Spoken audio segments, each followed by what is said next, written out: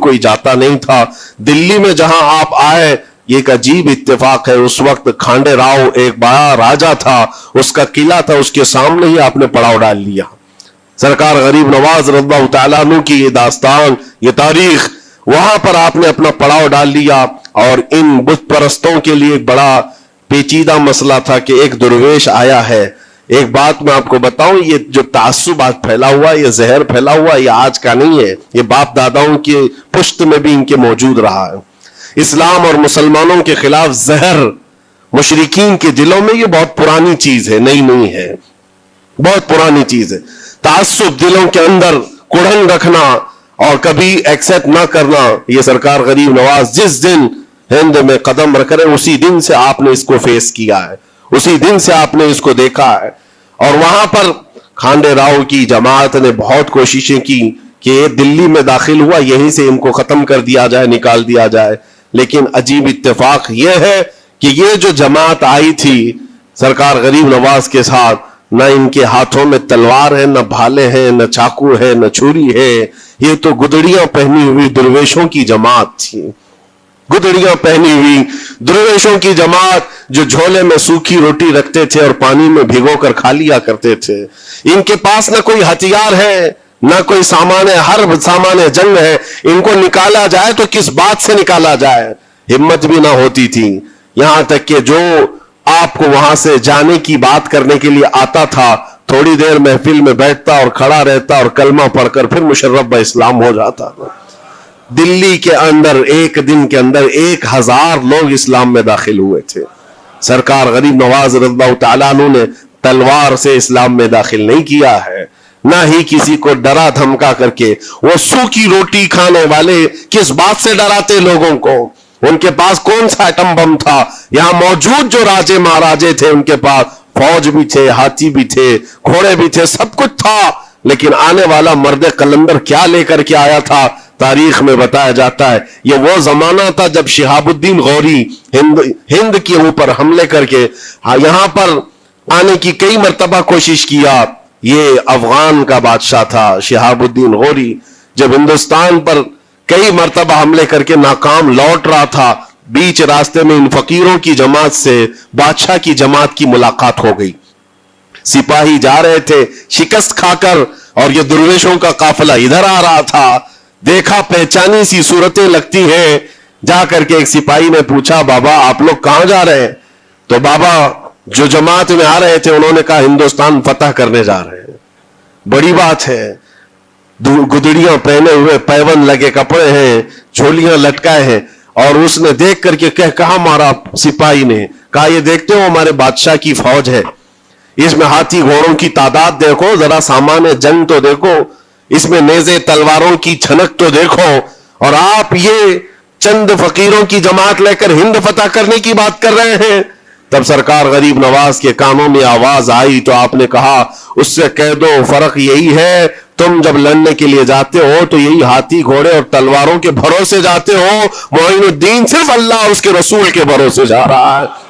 हमारे पास जो ताकत है वो अल्लाह और उसके रसूल के साथ होने की ताकत है। आज के जमाने में गरीब नवाज का ये जुमला हमारा हौसला बढ़ा देता है, कोई हो या ना हो अल्लाह हमारे साथ है, अल्लाह हमारे साथ है।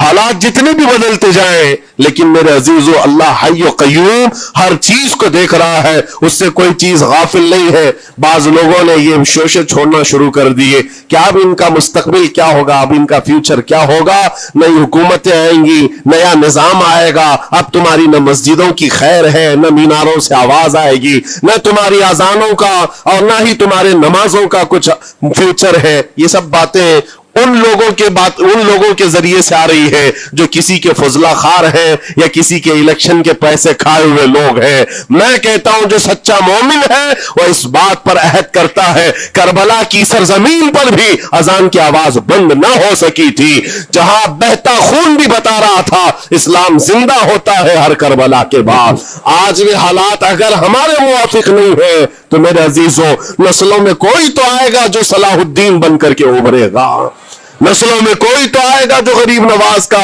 गुलाम बनकर मोइनुद्दीन बनकर के निकलेगा। इसलिए कि हालात हर वक्त एक तरह के नहीं होते। हमने तारीख देखी है और अब ताला का कानून है, कभी बादशाहों को फकीर बना देता है और कभी फकीरों को बादशाह का मनसब अता कर देता है। जब सरकार गरीब नवाज दिल्ली के सरजमीन पर आप बैठे हुए थे अपने सूफिया की जमात के साथ, एक दस्तरखान लगा हुआ था। दस्तरखान लगा हुआ है, औलिया इकराम की जमात है, एक दूसरे से बातचीत कर रहे हैं।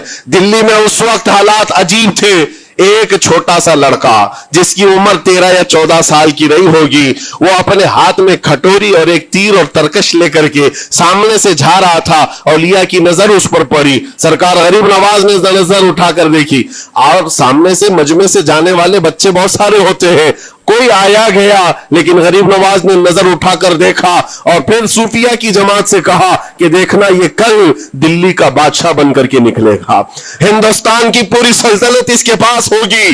तारीख में मौजूद है गरीब नवाज की जुबान से निकला हुआ ये जुमला। वो लड़का कोई और नहीं था, सुल्तान शमसुद्दीन अल्तमश, जो हिंदुस्तान का ताकतवर बादशाह बनकर के निकला था। हाँ, वो जिसको चाहे नवाज दे और जिसको चाहे उठा दे। अजीजा ने गिरामी वक़ार, हमारे इम्तिहान की घड़ी चल रही है। हमारे हालात अभी यानी बैक की तरफ अगर जा रहे हैं तो इसका मतलब ये नहीं है कि खत्म हो गए। हम ये देखते रहेंगे और रब ताला की मदद का इंतजार भी करेंगे। हमारे साथ जो कुछ भी जुल्म हो या नाइंसाफी हो, हर एक चीज के लिए हम इतना ही कहते हैं, ये वक्त भी गुजर जाएगा, रात हमेशा नहीं होती, सुबह का उजाला जरूर आएगा, सुबह का उजाला आएगा। अजीजा ने गिरामी वक़ार, सरकार गरीब नवाज रज़ियल्लाहु तआला अन्हु का वो जुमला याद रखो, हम अल्लाह और उसके रसूल के भरोसे जीते हैं, अल्लाह और उसके रसूल के भरोसे जीते हैं। ताकतें, कुव्वतें या तख्त और ताज हमारे मुखालिफ हो जाए तो ये नई बात नहीं है, इस्लाम के साथ ये हर बार होता रहा है, इससे पहले भी हुआ है। हालात हमारे मुखालिफ रहे। औलिया कामिलीन की जमातें देखिए, अहले बैत अतहार, रसूलुल्लाह की आल, इतने में आपको शहादत के वाकयात अगर बता दूं, आपको तो सिर्फ एक करबला मालूम होगा, एक करबला सुना होगा कसरत से, लेकिन जानते हो रसूलुल्लाह की आल में से कई ऐसे साहबजादे हैं जिनको जेलों में एक एक साल नहीं 7 साल 8 साल तक बंद रखा गया। इमाम मूसा काजिम रज़ियल्लाहु तआला अन्हु को 7 साल तक जेल में रखा, जंजीरों से बांधा और जहर देकर के उनको शहीद किया गया है। हज़रत इमाम मोहम्मद बिन हसन अस्करी 20 साल तक जेल में काटे हैं। ये रसूलुल्लाह के घर वालों की बात कर रहा हूं। सैयदना ज़ैद शहीद, जिनको सूली पर चढ़ा दिया गया था, ये इमाम हसन मुज्तबा की औलाद में से है। ये सारे खूनी दास्ताने यहां इस्लाम की तारीख में मौजूद है। जब इस्लाम उस वक्त नहीं रुका तो अब क्या खाक रुकेगा? इस्लाम अब नहीं रुकना है, कयामत तक इसकी हिफाजत अल्लाह करीम फरमाएगा, अल्लाह करीम फरमाएगा। हम जैसे आएंगे और चले जाएंगे, लेकिन इस्लाम को फलना फूलना है, ये फलता फूलता ही रहेगा इंशाअल्लाह। आपकी जिम्मेदारी इतनी है, आपकी इतनी जिम्मेदारी है, हालात देख करके बच्चों को यह ना कहना कि बेटा आप जैसे हालात चल रहे हैं वैसे ही चलते रहो। नहीं, अपने बेटों को यह तरगीब देना कि बेटा आज हम इम्तिहान की घड़ी में हैं, कल अगर अल्लाह ने हालात अच्छे कर दिए तो याद रखना, जिस जगह बुतकदे बने हमारी मस्जिदों को तोड़कर, इंशाअल्लाह वहां से अजान की आवाज फिर से गूंजेगी, अजान की आवाज आए। ये बच्चों को नसीहत होनी चाहिए। हमारी तारीख मिटाने से मिटती नहीं है, एक दौर आएगा फिर जब अल्लाह करीम चाहे तो ये तारीख खुल करके लोगों के सामने आए। हम किसी पर जुल्म करने की इजाजत हरगिज नहीं देते, और साथ ही इस्लाम ये भी कहता है जुल्म हो जाए तो सहने की इजाजत भी नहीं है। आपको हक बात बोल कर जाना है, हक बात पहुंचा करके जाना है। बोलने में क्या है, हमारी जुबान काटी जाएगी, हमारी गर्दन मारी जाएगी, लेकिन हक बात की हिफाजत नस्लों तक मुंतकिल करना अल्लाह करीम की तरफ से एक बहुत बड़ा इनाम है, इसका बहुत बड़ा इनाम है। ये तो हम कर ही सकते हैं, हमारी नस्लों को ये बात बताएंगे इंशाअल्लाह नज़ीर। ये गरीब नवाज का हिंदुस्तान कल भी था, आज भी और हमेशा रहेगा इंशाअल्लाह। सरकार गरीब नवाज का फैलाया हुआ ये चिराग कभी फूंक के फूंकों से बुझाया तो नहीं बुझाया जा सकता। आप दिल्ली की सरजमीन से जब अजमेर मोहल्ला पहुंचे थे, ये तकरीबन 7 महीने का सफर था गालिबन। इस सफर के दौरान کئی ہزار لوگ اسلام میں داخل ہوئے تھے، اور آپ کو اس کے بعد کی تاریخی حالات معلوم ہیں۔ جادوگروں نے مقابلہ کیا، راجوں مہاراجوں نے، بادشاہوں نے مقابلہ کیا، اور فوج نے مقابلہ کیا، نہ جانے کتنے لوگ۔ ایک بار تو ایسا ہوا کہ انا ساگر کے اس پہاڑی پر آپ ذکر میں مشغول تھے، راجے نے کئی مرتبہ یہ سوچا کہ ان کو مار کر کے یا کسی طرح سے بھگائیں، لیکن جب نہیں ہوا تو راجہ سے کسی نے کہا یہ منتر والا کوئی فقیر ہے، اس کا توڑ منتر والے سے ہی ہوگا۔ تو اس وقت جو بہت بڑا ان کا ایک منتر جاپ کرنے والا پجاری تھا، اس وقت اس تاریخ میں اس کا نام رام دیو بتایا گیا ہے، یہ والا نہیں ہے، اس زمانے کا تھا۔ اور اس کو راجہ نے جا کر کہا، وہ کبھی کسی سے مقابلے کے لیے آیا نہیں تھا، اس نے حامی بھر لی کہ ہاں ٹھیک ہے، میں جاؤں گا، دیکھتا ہوں کون فقیر آیا ہے ہماری اس دھرتی پر، اور میں جاپ کروں گا، اگر جادو ہے تو جادو سے میں کاٹ دوں گا۔ اس نے تقریباً اپنے ساتھ 400 یا 500 پجاریوں کو لیا، اور جب وہ آیا تو سرکار غریب نواز کے ساتھ 2 خادم تھے، آپ کے ساتھ صرف 2 خادم بیٹھے ہوئے تھے۔ کہا کہ حضور بہت بڑا مسئلہ ہے، پجاریوں کا جادو ہم پر حملہ آور ہے، ان کا جادوگر حملہ آور ہے، اور مقابلے کے لیے وہ لوگ میدان کے قریب آ چکے، پہاڑ کے نیچے ہیں، آپ اپنے چلہ گاہ سے اٹھتے ہیں جہاں پر آپ عبادت کر رہے تھے۔ کہا ٹھیک ہے ہم جاتے ہیں، اور اس کے بعد سرکار غریب نواز نے کہلا بھیجا اپنے خادم سے، کہو کہ وہ اپنا منتر پڑھیں، ہم اپنا منتر پڑھیں، وہ اپنا منتر پڑھیں جو بھی ان کے جادو کا ہے۔ اب جب وہ پنڈت نے، پجاری نے دیکھے بغیر اپنے سارے پجاریوں سے کہا کہ جیسے ہی وہ درویش آئے گا، وہ فقیر آئے گا، ہمارا یہ منتر ہے، یہ پڑھنا، وہ آگ میں بھسم ہو جائے گا، دنیا دیکھے گی۔ سبوں نے کہا ٹھیک ہے، لیکن ابھی کسی نے دیکھا نہیں تھا، لیکن جیسے ہی وہ اپنی جھوپڑی سے یہ مرد قلندر جلوہ رسول لے کر کے نکلا تھا، جمال رسول لے کر نکلا تھا، بیٹا ہے کس کا؟ حسن و حسین کا بیٹا ہے، فاطمہ زہرا کا بیٹا ہے۔ جیسی ہی باہر آئے، وہ منتر جو سکھایا گیا تھا سب کے قریب قریب آئے، 400 لوگوں نے وہ غریب نواز کی پیشانی کو دیکھ کر منتر پڑھنا شروع کیا۔